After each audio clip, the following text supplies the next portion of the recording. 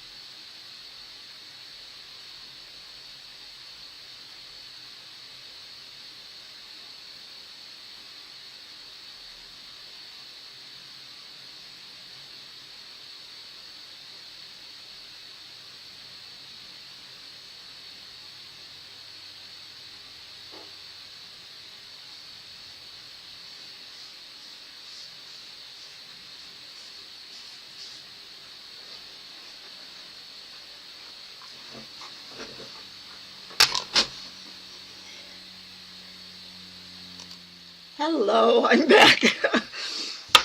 The minute I opened my mouth, I realized I hadn't stuck my one tooth back in.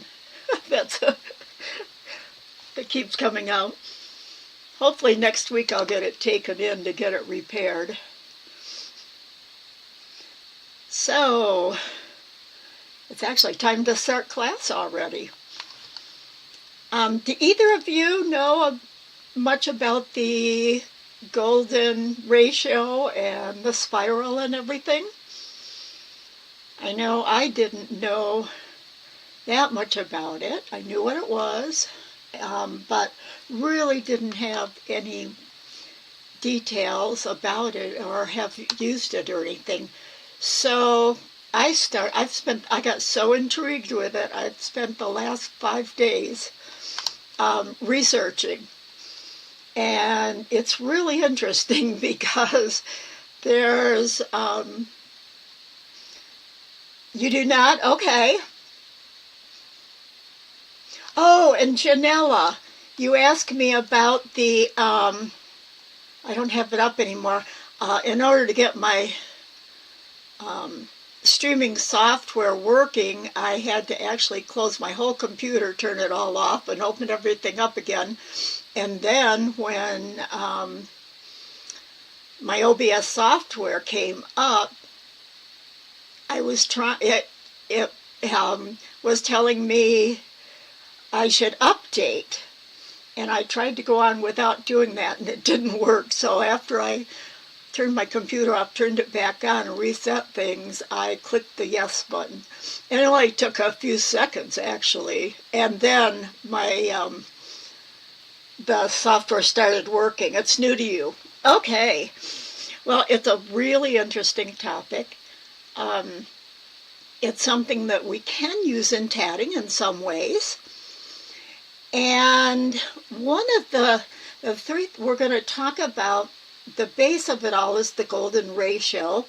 And then there's a golden rectangle, a golden spiral, there's a golden circle, or golden circles, more than one, I should say. And we're going to talk about all three of those. Now, there are other things. There's a golden angle and different things, and we're not going to get into that. We're also going to not get like deep into the geometry of it or anything, just enough to get an understanding of it. And there's also another spiral called the Fibonacci spiral, which is very, very similar. In fact, I think I'm going to have to open those up again because my Inkscape programs are all closed again.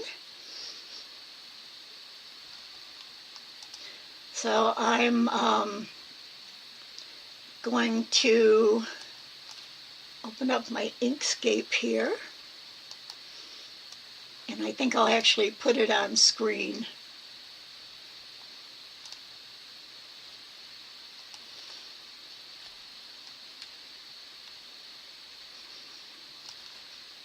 Let me rearrange a second so that I can still see the chat. Hi, Kathleen. Oh, wonderful, Kathleen. Maybe I'll learn something from you today, too, that I don't know, so that'll be great.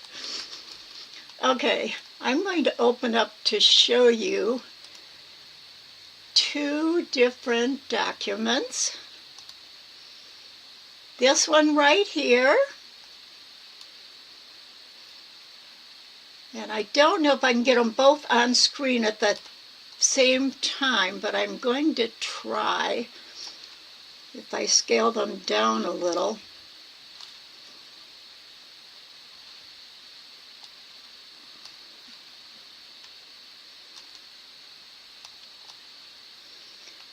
What I want to see is if you can actually see the difference between them.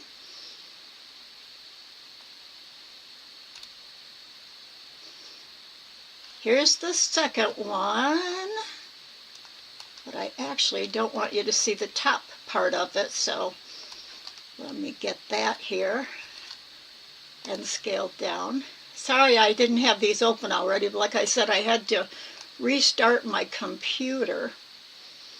So I'm going to put one of these on the left.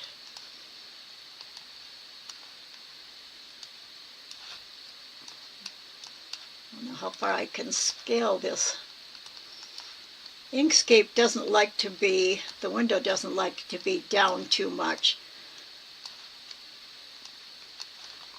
So I can't really show them both on the screen, so I'm going to show one and then the other. Okay. Here's the one.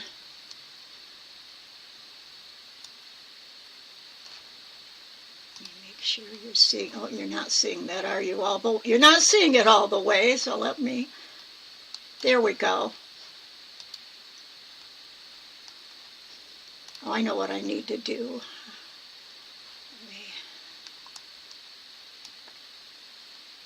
Okay, there, you should be able to see the whole thing. Now I'm going to pop up the other one.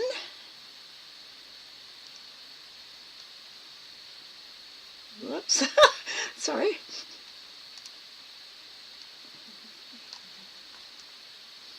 Okay, this is the other one. So we've got first one, and we've got second one. Besides the size, can you tell the difference between the two?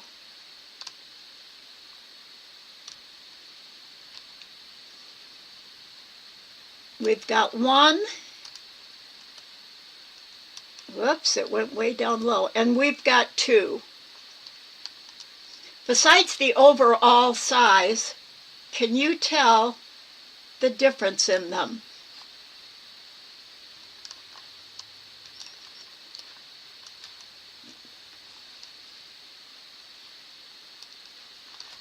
Do I have any answers there? Can you see any difference between them? They are actually two different kinds of spirals,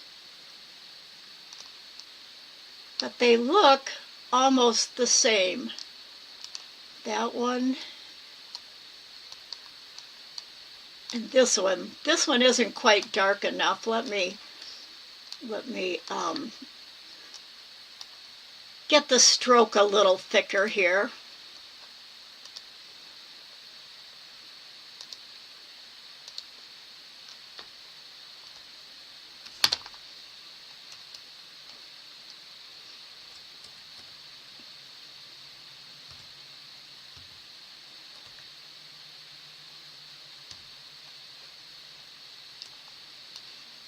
Okay, the stroke's a little thicker.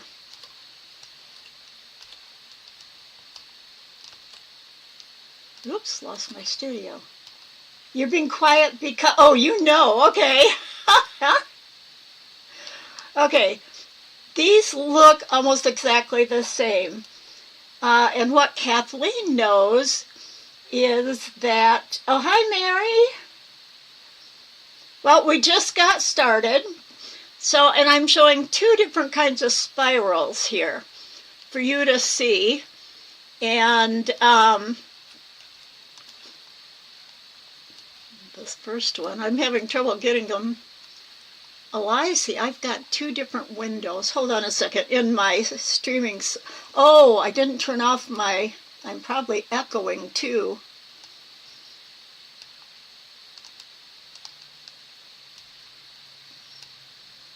I turned down my. Instead of turning down off my volume, I turned down my brightness on my screen too.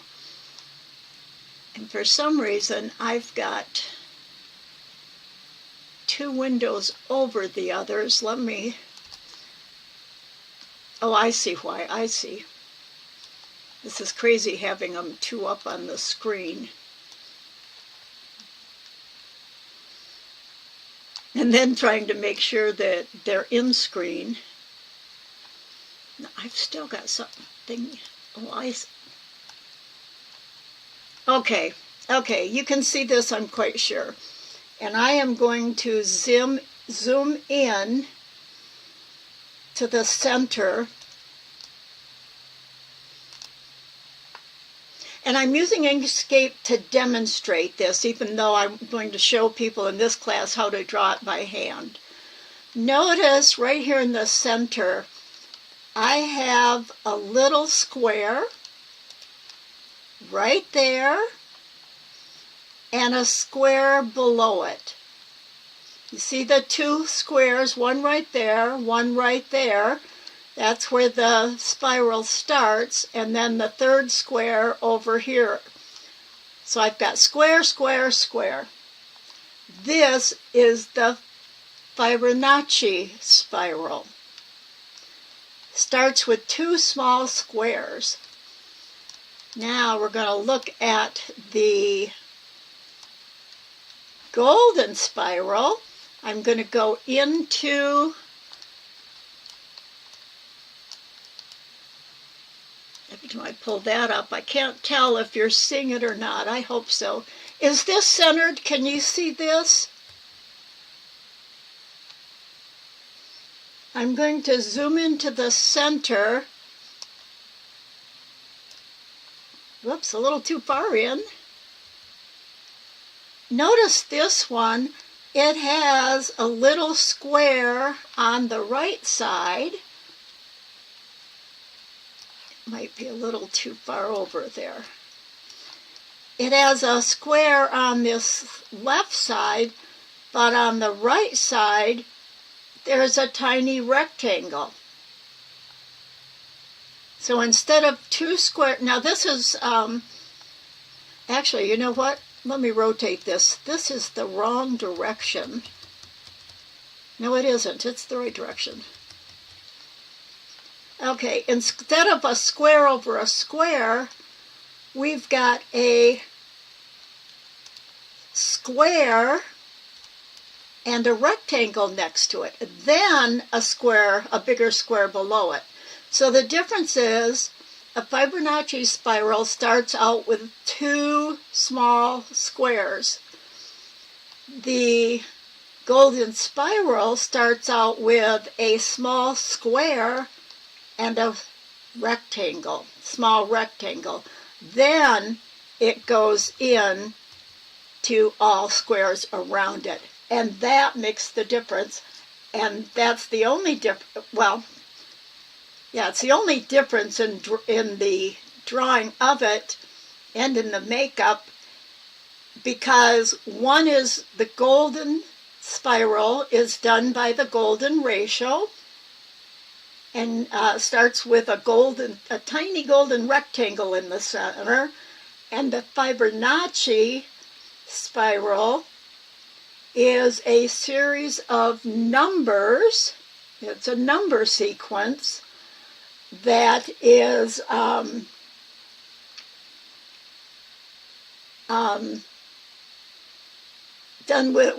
made with all squares. Okay. Okay, I'm so glad you stopped in to say hi, Mary. Hope the rest of your day is wonderful. And so the whole golden ratio, and the word golden, it didn't even begin with the word golden in it. Calling it the golden ratio and the golden spiral and the golden everything didn't happen until about the 1800s. In the beginning, we're going to get just a teeny bit of history here. This spiral and this theory goes back to antiquity in Greece. Now, I'm not saying it actually started in Greece, but in about 300 BC, Euclid put out some little books. They were all on math things, I believe, and one of them was called the, let's see, what was it called? The Elements. Got my little cheat sheet here. He called it the extreme mean. Now, think of extreme. Maybe you want to think of extreme beauty or extreme anything. And the mean is the middle between two things. So he came up with a ratio that is in, I've got that up here, so I'll zoom in up here so you can see it. The golden ratio. It's actually a ratio of a line in two parts, and if you add the longer part and the smaller part together, their length compared to the length of the longer one, and actually the longer length would be the square's length, and the smaller part of the line is the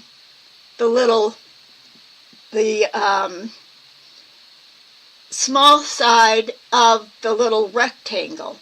And those compared come out to this ratio of, it's actually 1.618033988, and the three dots mean it goes on and on forever.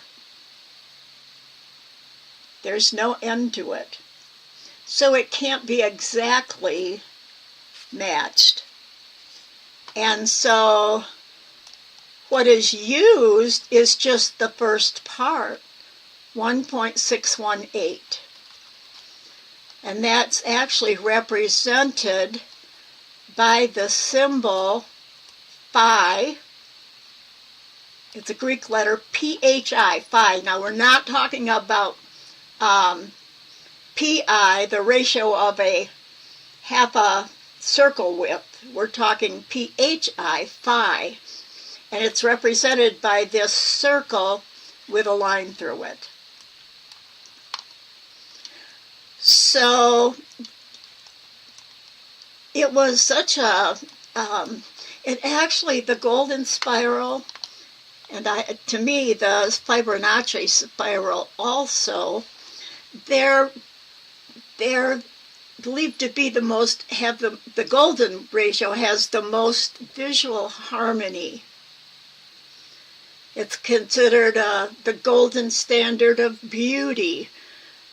But think about what mean means. Mean, when in the original extreme and mean, you're taking the extreme, which, wouldn't you think extreme would be more like the greatest beauty, the best and all, and the mean is mean actually between, in the middle of things, it means average also. So that's a thought that I like to keep in mind. because there's a whole bunch of controversy and confusion because of the two being so closely related. Now, the golden ratio, you know how you're going to see pictures of, the most common is the nautilus shell that is supposed to be have the golden ratio. And that's where a lot of the controversy comes in. I mean, to begin with, 1.618 is just an approximation of the entire number. So it's not an exact, it's an approximate. And so the 1.68 is kind of in the middle. And you also think about, I mean, it's very rare to find like a beautiful, perfect face. We're all different. And yet, all kinds of people look beautiful. They don't have the same ratio. They're close. So this is where it all comes in. And it has to do with, I mean, whether something is done to the golden spiral or whether it's done to the Fibonacci spiral, which is very, very common. A lot of things you think are the golden ratio are actually the Fibonacci spiral. And I believe that the Fibonacci is actually a Fibonacci. I think it can be pronounced both ways. It's actually closer to the nautilus, but don't take my word for that. I've read so much. I've been on dozens of sites, both math and science and everything, and sites just about the golden ratio and the harmony. And now I lost my train of thought. And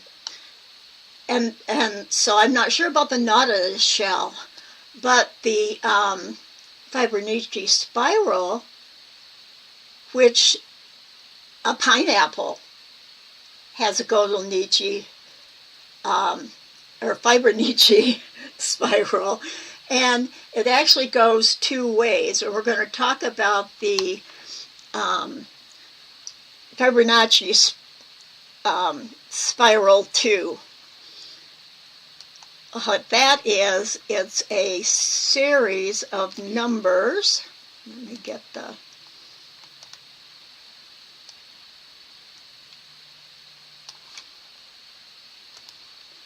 And if we label one square here 1,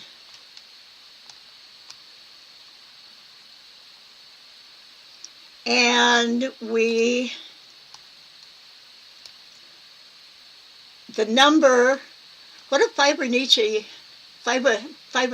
whatever, like I said, both ways.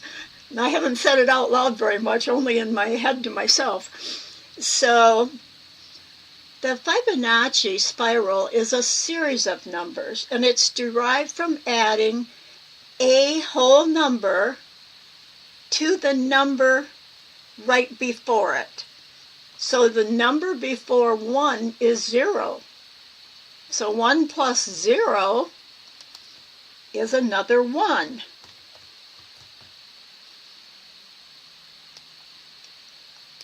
Now, 1 plus the number we had in the sequence first was 1, that's 2. Oh, I copied the square. I meant to copy the number. I got both. So this one is 2. Now 2 plus 1, the number before it,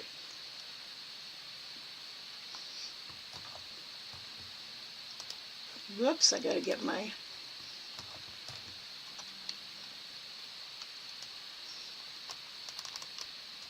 is 3. And they go up. I'm going to back out and just oh, I didn't get out of my,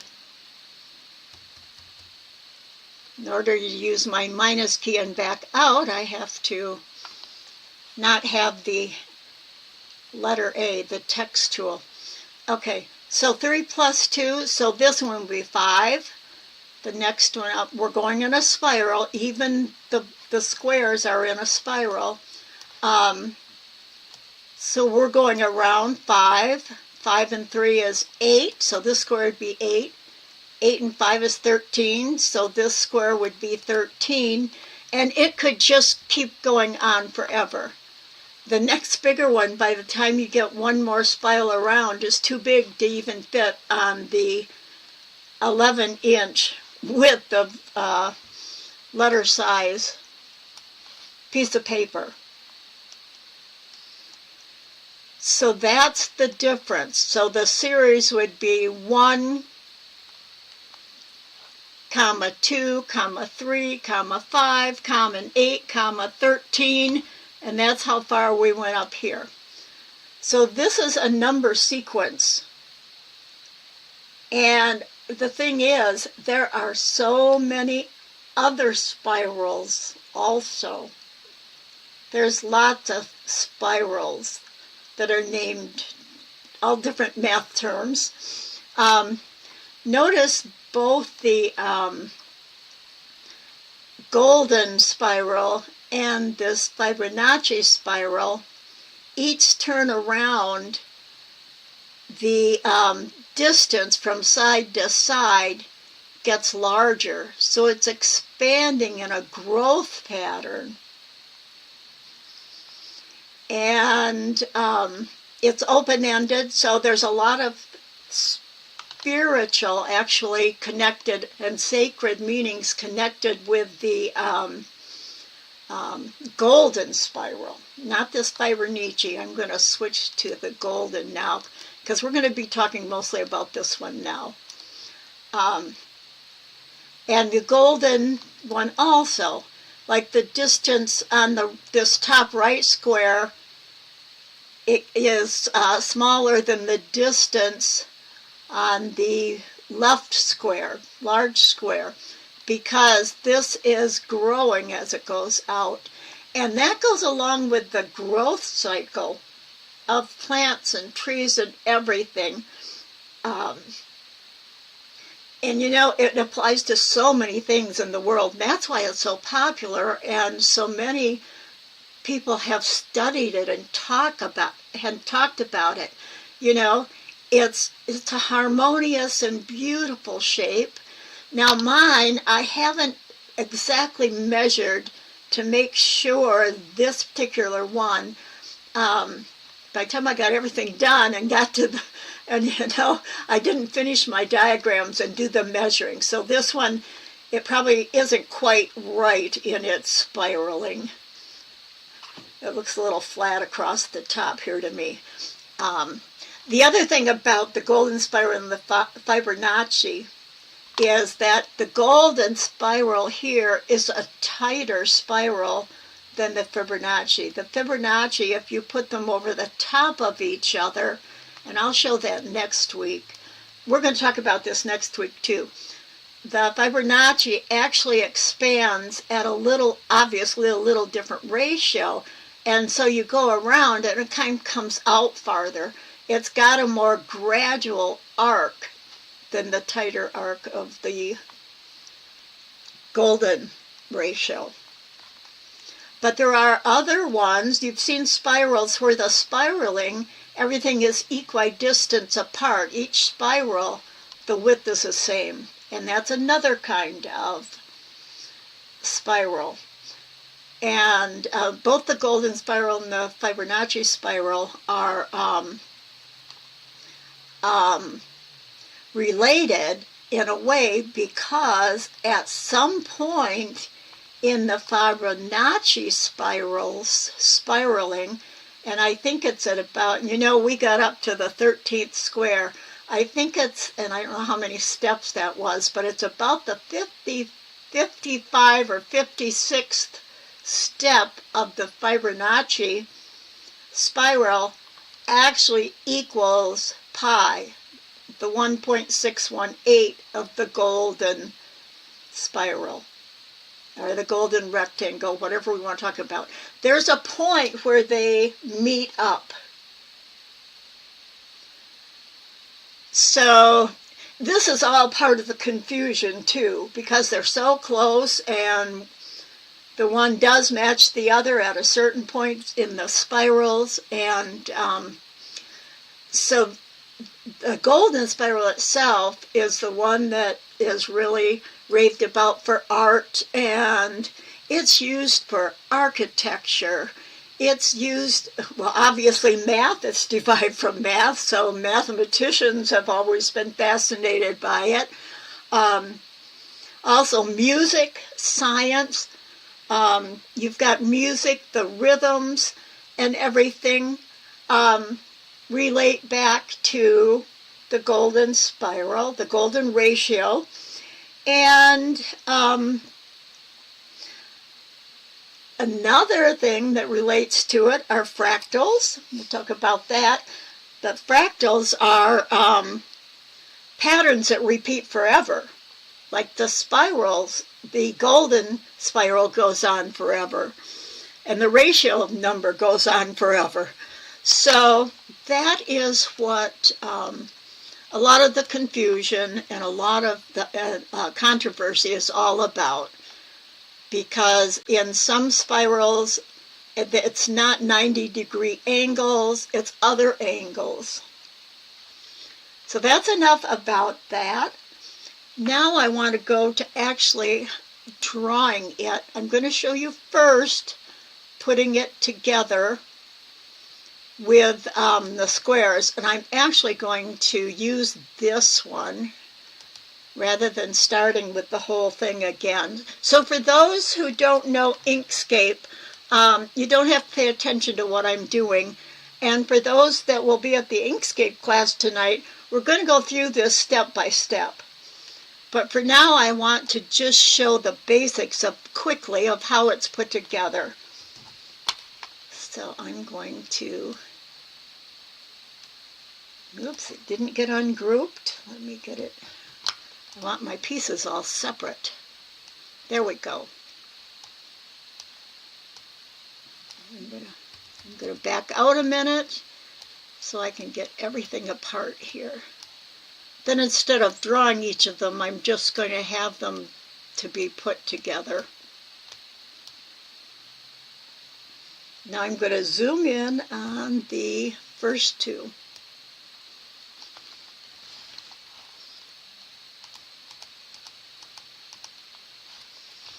What we're going to do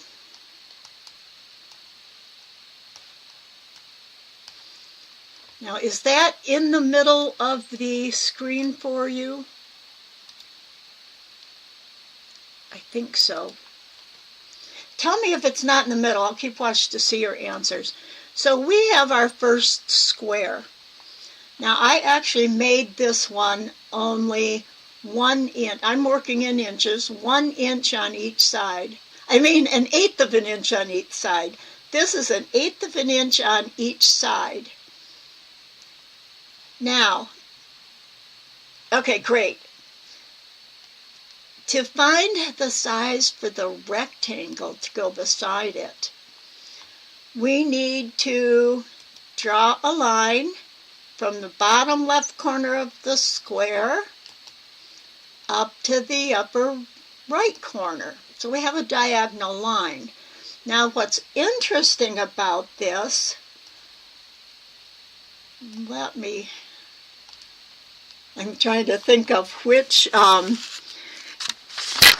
trying to figure out how to draw this is really interesting too, because there's different ways of drawing it.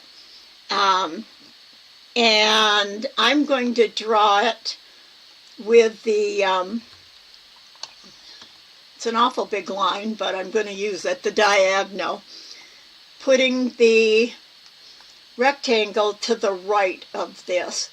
Now some people will start with them stacked on top of each other, and each different way you started, if you had the rectangle on the left side of this, whether it's on the left or right side depends upon whether your next square is above or below.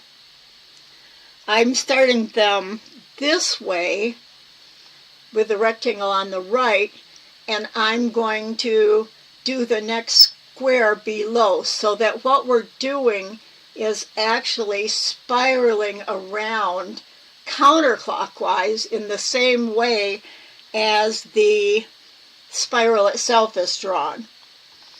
So the rectangle, its bottom length is 1.618 the length of the square. And the ratio comes about because if you know, a ratio is comparing one thing to another. So I don't know what 1.168 is of the square's width, but it turns out the length of the diagonal, if we, oh shoot, you know what? Kathleen, did you notice I did that wrong? I need to get that off of there. I was supposed to, I'm going to bring out a ruler guide, and I'm not sure if you can see it right here. My ruler guide needs to split this down this, oh my gosh, I can tell by my arrows at the top and bottom that I move my ruler just right.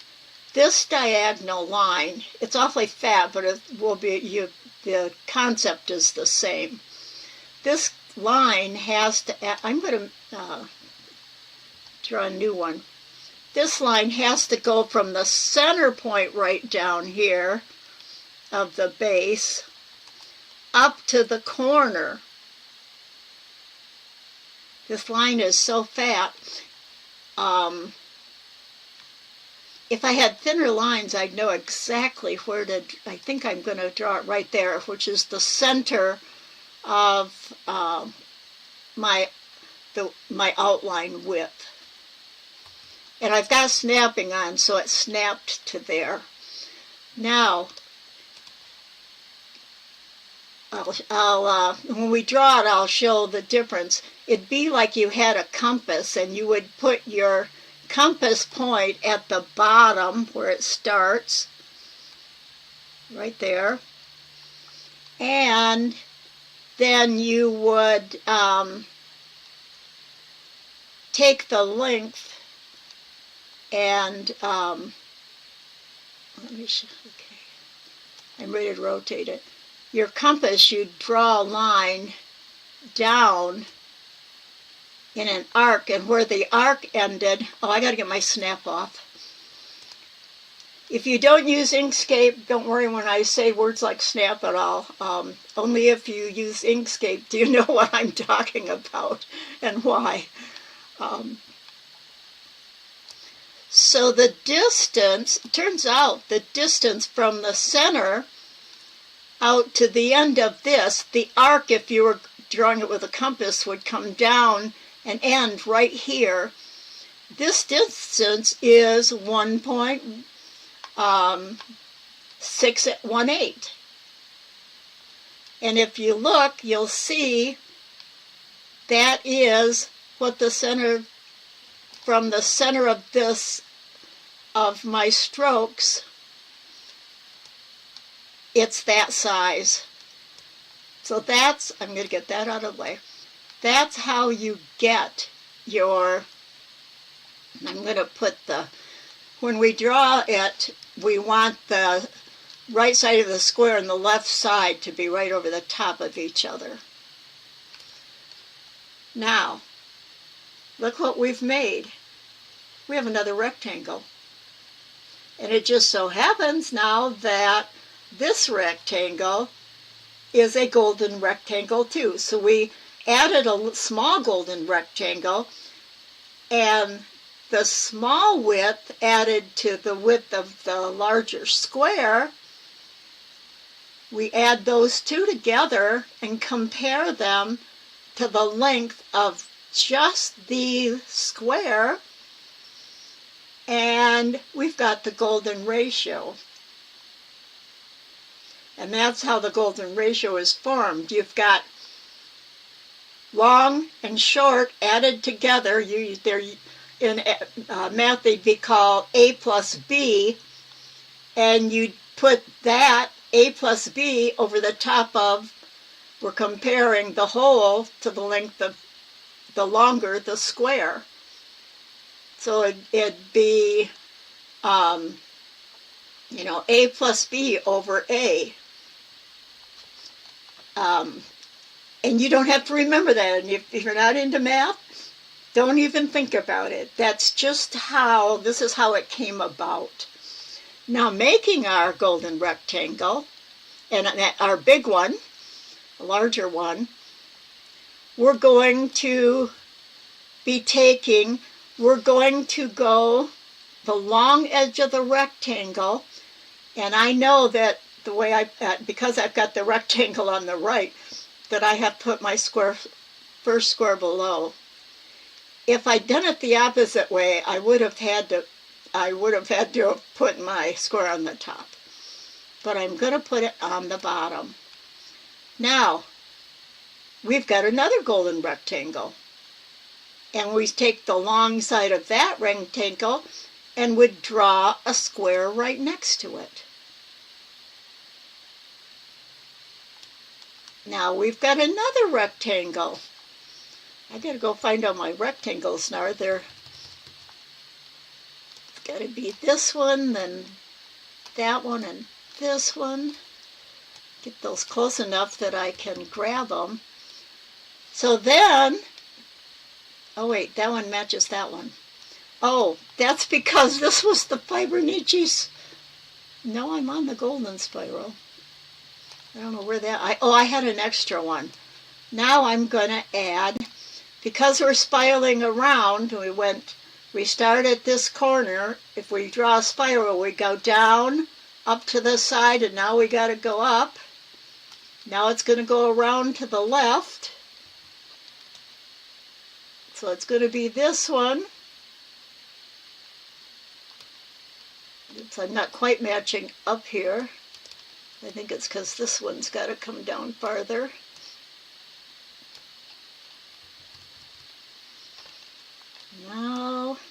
Now we've spiraled to the left. We got to go down another one. We have to go make another one to the right, because you're always adding on to the long side of the previous rectangle.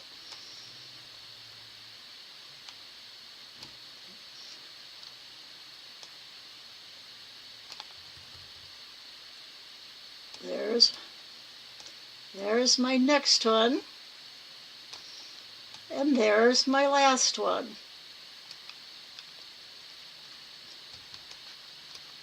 So that's how it's made.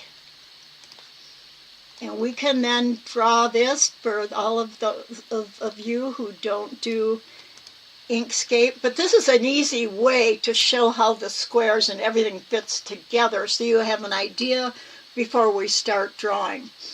And the process, now you already have the process. And then you draw the spiral starting at the square, the upper right corner of the square, to the left of the very first tiny rectangle. So now we're going to go down to, are there any questions first? Does anybody have any questions? Do you find it as interesting as I did? I was just fascinated by this, and that's what a lot of people are, because it is such a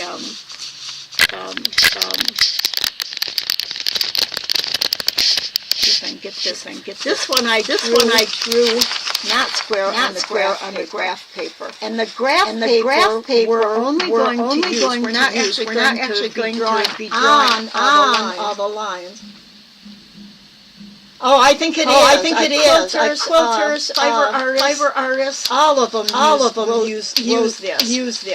It's not necessary to make a beautiful pattern. But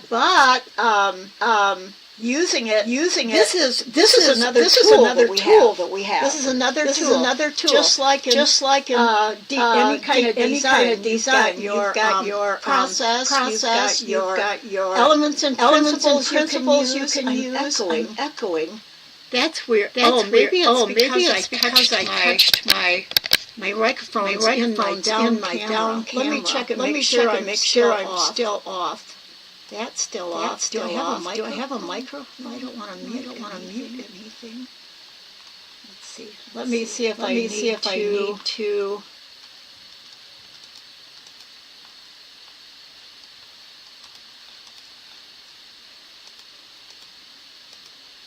Okay, is that any better? Am I still echoing?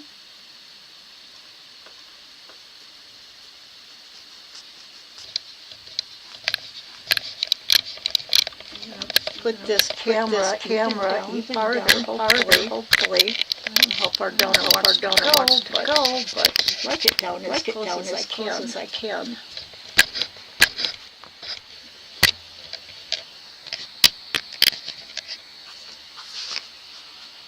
I might have to. I'm still echoing. Oh wait, what do I have on?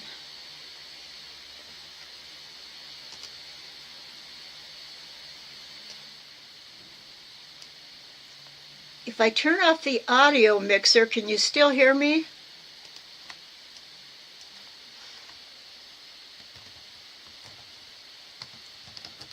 Can you still hear me right now as I type this?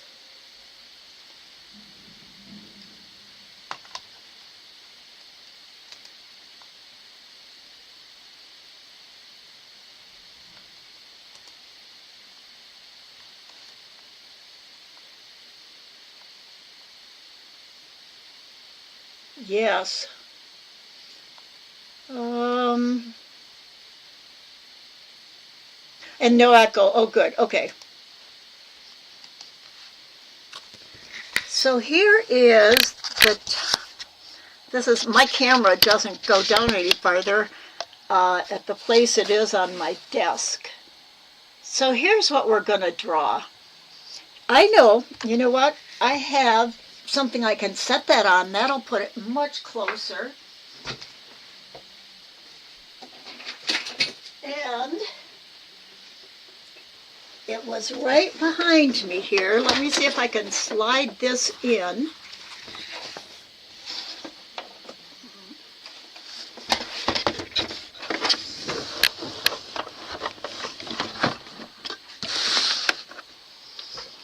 Then I'll have to see if hopefully I can still draw.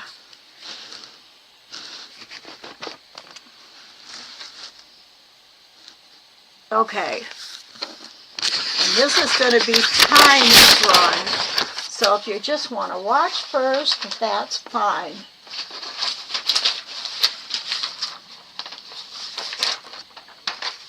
Excuse me for rattling paper all around here.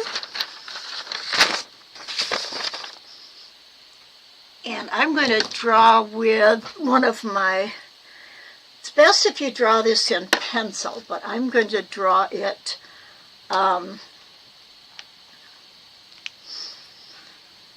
with a marker so you can see. Oops, not that one. Okay, that one was too fat. Oh, here's the other one. Nope. Now you are going to have to, I'm going to, if you can see on here when I pull out my paper, we want to start kind of down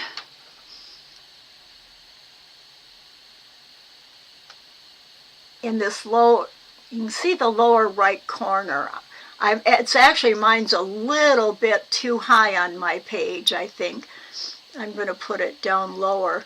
So you're going to want to start over in on kind of in the middle, but closer to the bottom of your page. And what you're going to do, oh, I still have my, rather than a ruler that I have to look at the little numbers, I'm just going to use a straight edge. So I'm using, whoops, let me go down again.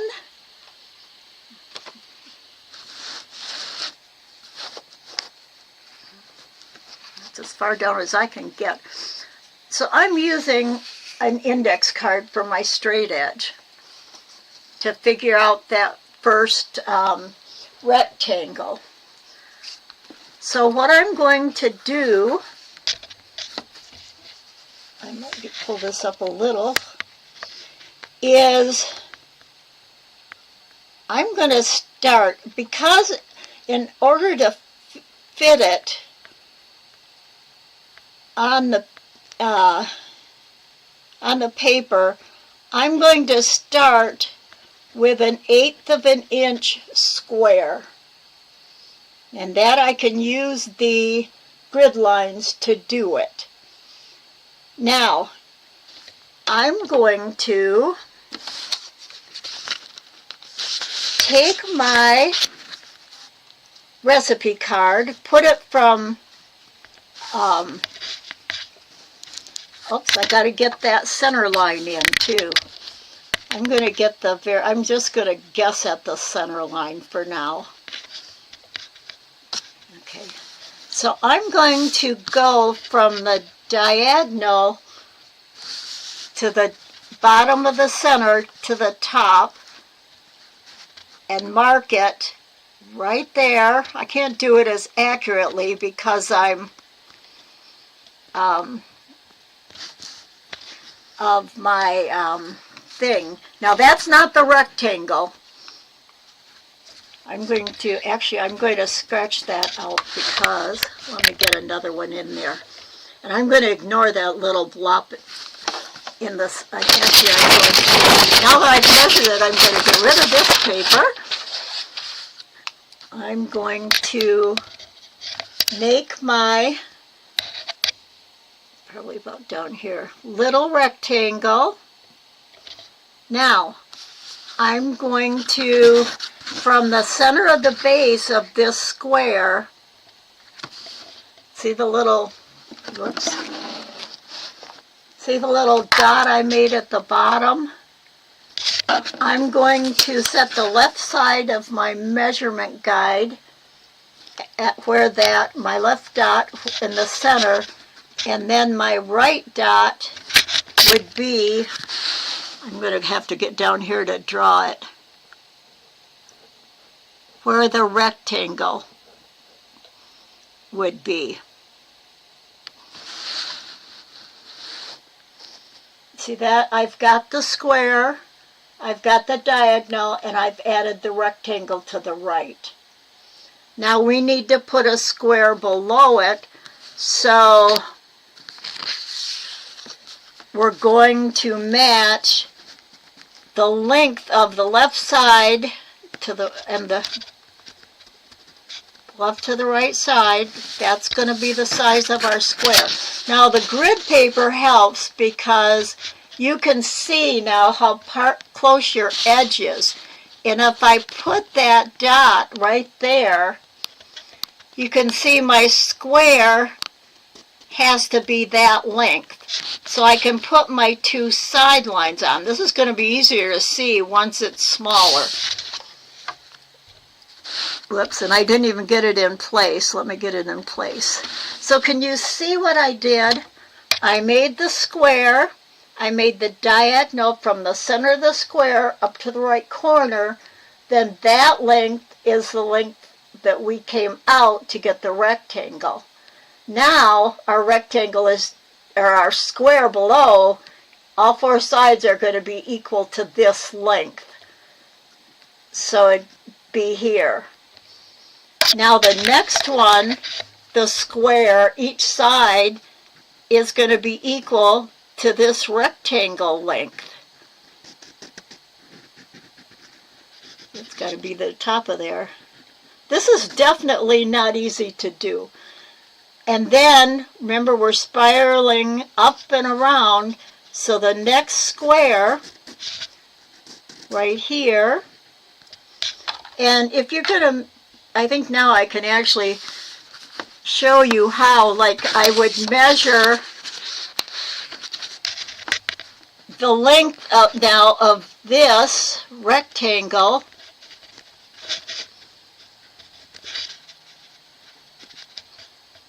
And that's going to be how far out the next square, I'm sorry, I'm measuring the rectangle, yeah, the whole rectangle, and this is how far out my sides are going to come. From there to there. Oops, I'm not even getting my, there to there, down to there.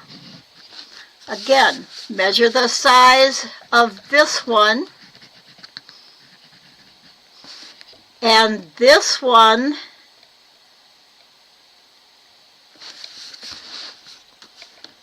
goes below. So we've done, whoops, let's get that in here. We've done the teeny rectangle, the square, down, over, up, across. Now we're going to go down again because remember we're spiraling around, and I'm not going to measure the next two. I'm just going to make the squares, and then I have another whoops, and then I have another square and another one, and I could go on and on. I guess on the graph paper I could have started with a 1/4 inch square. So that's the way you're going to draw it. I hope that, does that make sense? It's messy, but I can't use my straight lines and my measurements underneath this, underneath my camera and still have the paper close enough. I suppose I could have gone up a little as I went on. And then you just start at this upper right corner and draw the arcs in. Whoops, I didn't get all the way out to the side, and draw it all.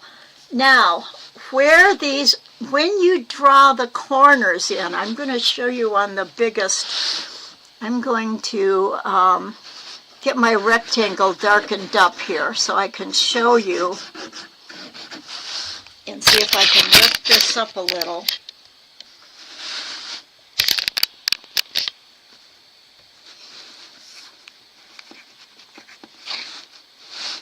This isn't even a, this is supposed to be a square out here. As you go through your corners of your squares, this one looks like the best square right here. Your arc, as you come around, it's going to go through each intersection. So basically you're drawing an arc from the right corner, from one corner to the opposite. It kind of, and then you go down and around to the next intersection because you're going corner to corner in an arc. And here's where, if you have a compass, you can make, like, for this square right here, you'd put the, you'd measure the side of the square, you'd put your compass point down here, and then your pencil would be up here, and it would arc. And the distance of the sides of one side of the square, to get how high this arc needs to go, it equals the if you don't have a compass, and what we'll do in Inkscape, we have the side, and the same length of the side up indicates where that arc hits in the, right here on the diagonal. It's going to hit right at the same length as the sides, and that's how you get your good shape. And again, on this bottom one, we're going from this corner to this corner, but we don't want a straight diagonal line, we want the curve. And so at the center of the curve, to make sure it's in the right place, it's close enough to the corner and it's even, you would measure the side of your square, measure the same distance from the, on this square, it's going to be this top corner, measure the same distance as the square side, and that's where your arc is going to hit. That's why when you're drawing it, it is nice to have a compass. Messy creativity, yes.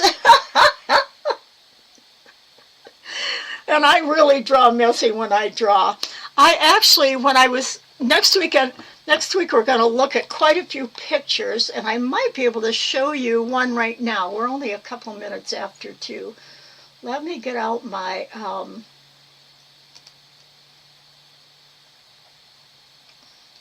going to go up to the screen in a second here. Yeah.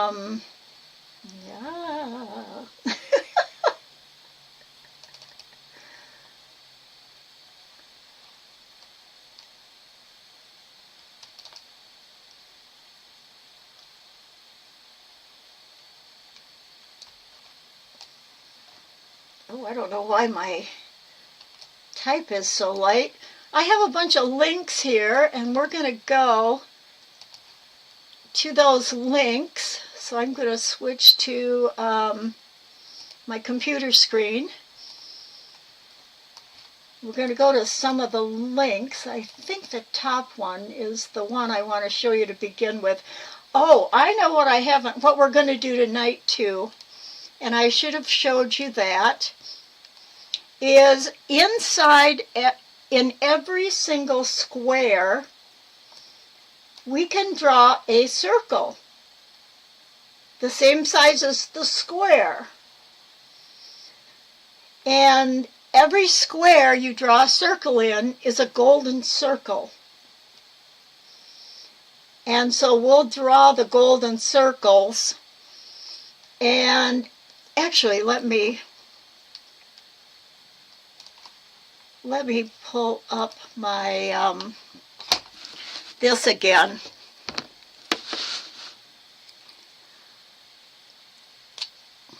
So in every square, we're going to have a circle. So that one will have a circle here, we'll have a circle here. Now, because the golden ratio doesn't expand at the constant ratio, or at the constant width in between the spirals, each one of these circles is a 1.168 bigger than the other one. So when those circles, you pull them and put them together, you're going to have a small one, a bigger one, but the distance from here to here, this one isn't going to be the same up here because this circle is going to be bigger. So you can't just, it's concentric circles, but they're not equidistant from each other. The other thing I did forget to mention too, between the Fibonacci, when you're actually drawing it, if you've got now where was I going to go? was I going to say about this? I lost my train of thought. Okay, I'll say that next week. Let's just look at a couple fun things here. And if I forgot anything this week, we'll look at it next week. I'm going to find my... Okay. I have links here to go to. Oops, I got to control click.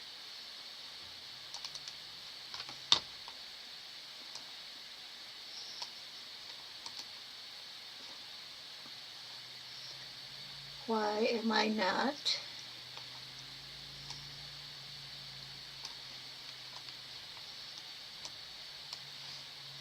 Give me a second here. I can't figure out why my link page is so faded out. And I'm not seeing that the links are working.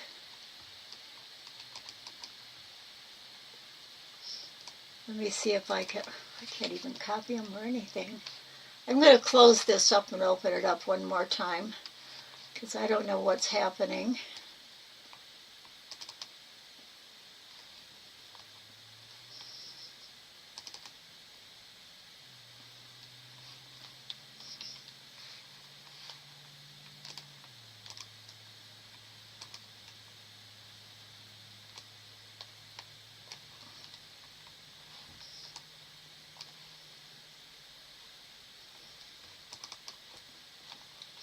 I can't seem to copy off this at all.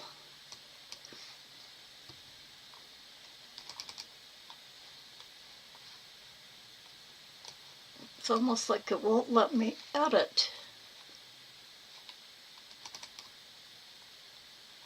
Oh, there we go. I guess, oh, I was in the header. No wonder. If you're in the header, you can't do anything.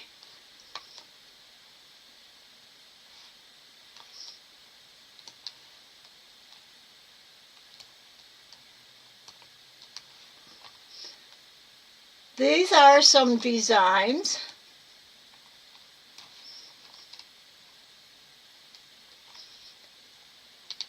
But down here in the article, look at all the different things there are. Down here in the article, there is a logo. Here's some of the things in nature that are either the golden spiral or the Fibonacci.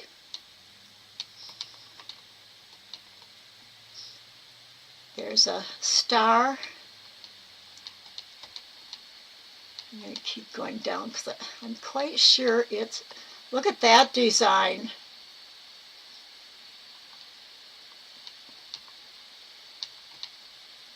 And this talks about the Fibonacci and golden means. This is www.cosmic-core.org.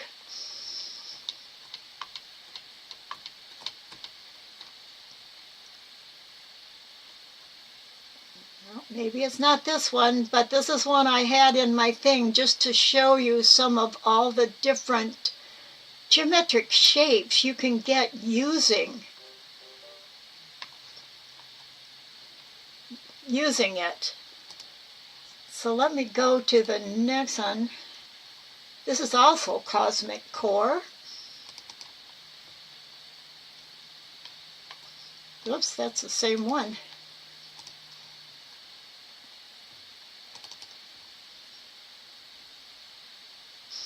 This is a page. I'm going to give you these links. It's called myworks.orozlani.com. And it's all in, where's my translation? But anyway, these are all downloadables. And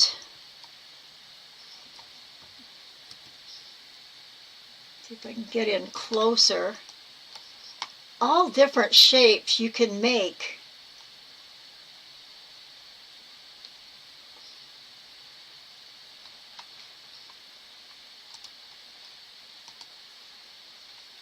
company folders. This is the one that's got the logo in it. How to use the golden ratio to create gorgeous graphic designs. Now, all these articles, I will tell you, some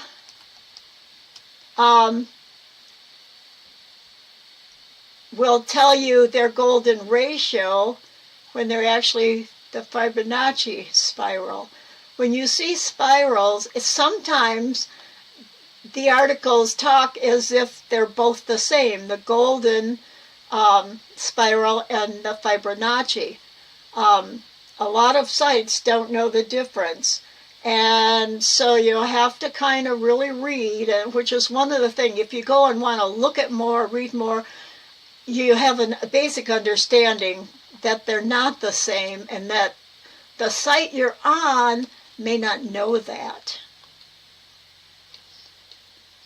And here again about how to draw it. Actually, the ratio 2 comes from a pentagon. And I can't remember now which things are compared.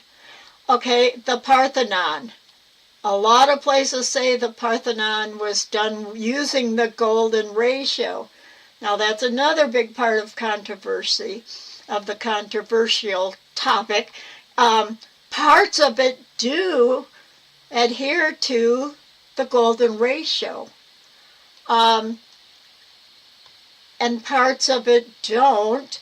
But there's, I think it's the Parthenon. Some of the things that you're going to see, they tell you it's the golden angle, or the golden rectangle, or golden ratio, are not, because whoever has the pictures didn't know the difference. And there is controversy between if it is or if it isn't. And a lot of times for like ancient buildings or works of art, things that are back a ways, there's no record of if they were or if they weren't. But as humans, we, from an early age, learn to recognize patterns. And then we tend to, as we accumulate patterns in our brains and things and shapes and all, we sometimes will see them, but just looking, you could see when you look at something, you can't really determine without study and really closely looking into it if they are the golden ratio or the Fibonacci ratio, or, you know, what they really are. So a lot of people go by the thoughts before there started to be the really big controversy on, well, this really isn't, and this really isn't. There are a lot of examples of things that really are. This is what I wanted to show you. Now remember, this design was designed by someone. I've got to get it over here in the center so you can see it. Oh, it's underneath my window, so I'm quite sure you can see it. This is a logo design. And notice they're showing you the squares where it came from. And I'm assuming that each of these curves inside of it also are golden circles. And like this whole outside edge of this is the whole spiral, or at least as far as it was drawn. And they probably, for the inside parts, picked parts on the spiral itself for the shape of the curves. Like this one's more sharp and probably came from this upper part of the head where it's a sharper curve, whereas this curve on the left side of the pink would have been from the left side that is a more gradual arc. It's not as sharply curved. The other thing is, do not tat this logo like it is. Do not just tat that. This design itself, how it's put together, the angles, the circles used, this is either copyrighted by the designer. There's lots more to look at. I have lots more photos. I have lots more that we'll look at next week. But that logo, it's either just a logo that was the designer owns copyright on, or if he did it for a company, it could actually be a company logo. So you do not want to copy that. If you make something similar to that, make sure it does not look anything like that. Don't use the same inside curves. Because if it was done for a company, the company could own the trademark on that logo and that design. So you want to be very careful. And you never know. Even if it's for a smaller company, you might think, oh, they'll never know.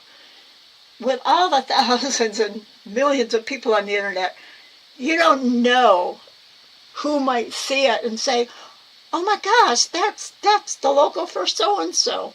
So be really careful about copyright and logos, trademark. That makes me think too, when you talk about logos, there's even controversy about whether the Apple logo was done with the golden ratio or what's the other one? But there's some different logo. Oh, the Twitter bird. You can make the Twitter bird using the golden circles. The circles are really, I think, going to be the spiral, the outside shapes, and then the circles that come from it. The circles may be the most important part for tatting, because we're tatting smaller things and we're going to have circles and tighter curves and things. And so we'll go into all that next week and samples of how things have been put together. So I hope you enjoyed today. That's it. I still haven't figured out my lighting situation, so I still have bright squares and where my eyes should be. So I hope you enjoyed it. I hope you've learned something, and it inspires you to try using it with maybe some things you've already designed or are in the middle of designing, or new designs, whatever. So next week we'll finish talking about this. Tonight we will make this using Inkscape and with all the details of the tools we use.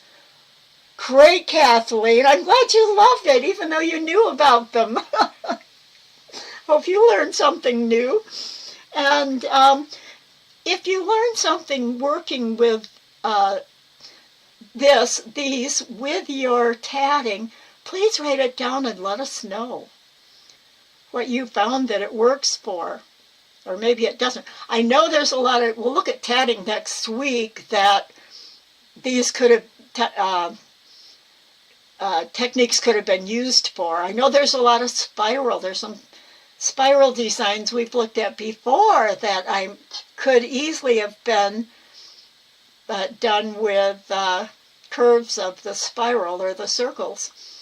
So enjoy your week. When we're done with this, what I'm going to try and do is like next week's Inkscape class, we're going to start looking at how to diagram a Celtic pattern. It's going to be very easy in Inkscape. And what we'll do is we'll do that, so we'll have samples, and then the following week, well, thank you, Katia. This knowledge, like I said, it fascinated me, so I have spent 5 entire days basically on the computer researching this. My favorite math subject was geometry, and so I don't know why it's been until now that I hadn't known more about it. But in order to teach something, I feel like I need to know more about it, so I keep researching more tatting things and more tatting designs and what's out there and everything like that in order to be able to share. Learning, I'm a perpetual learner. You love Celtic patterns, me too, and we've never talked about those. And I think even in Tammy said people have been asking about Celtic designs in her class. So we'll work with it in Inkscape, and then the following week we'll talk about it in the design class after we've already designed patterns in Inkscape, and then we'll go and talk about the topic of Celtic tatting in the next week's design class. I think like next week when we start the Celtic design in Inkscape, I think for the design class earlier, I'll probably talk about color. And then we'll be able to go from there on with, doing something in Inkscape and then a topic tatting related in the design class. So that's it for me for today. I hope you have a wonderful week. Well, I'll see some of you tonight. I look forward to seeing some of you tonight. I know it was short notice, but there's just so much to cover now. And now that I have ideas and I'm not scrounging around for a week trying to think of what am I going to teach and do, I'm excited, and I thought I can start going back. I'm on a good schedule now to having both classes each week. So love you all. We will see you later. Thread twister. Yeah. Oh.